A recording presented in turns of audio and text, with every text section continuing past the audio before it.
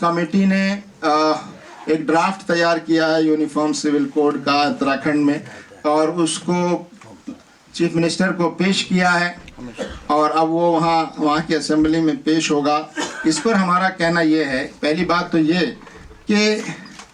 आखिर जब हमारे कॉन्स्टिट्यूशन में जिस यूनिफॉर्म सिविल कोड की बात की गई है वो तमाम स्टेट्स के लिए एक जैसा होना चाहिए, तो क्या कोई एक स्टेट, हर स्टेट अलग अलग अगर कॉमन सिविल कोड बनाएगा तो क्या उसको कॉमन सिविल कोड कहा जा सकता है? नंबर 1। दूसरा ये कि उसमें जो ड्राफ्ट में ये बात कही गई है कि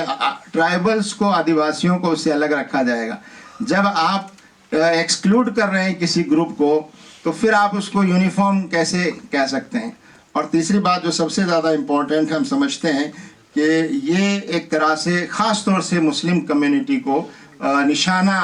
बनाने और पूरे मुल्क में 2024 का जो इलेक्शन आने वाला है उसके लिए एक माहौल तैयार करने,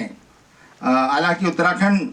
के स्टेट में मुसलमानों की पॉपुलेशन भी बहुत कम है, लेकिन वहाँ वो एक्सपेरिमेंट करके और एक माहौल बनाने की कोशिश कर रहे हैं, और उसमें जिन चीज़ों को लाया गया है वो चीज़ें भी बड़ी अजीब सी चीज़ें हैं, और वो पहले से भी मौजूद हैं हमारे उसमें कि एक से ज़्यादा शादियाँ और हलाला और ट्रिपल तलाक, जिन पर पहले से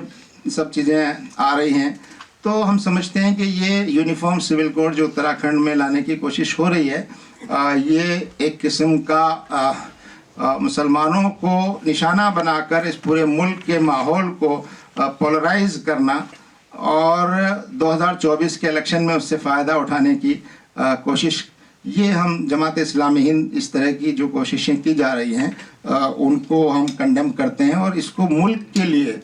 और मुल्क की तरक्की के लिए हम बहुत ही नुकसानदेह समझते हैं।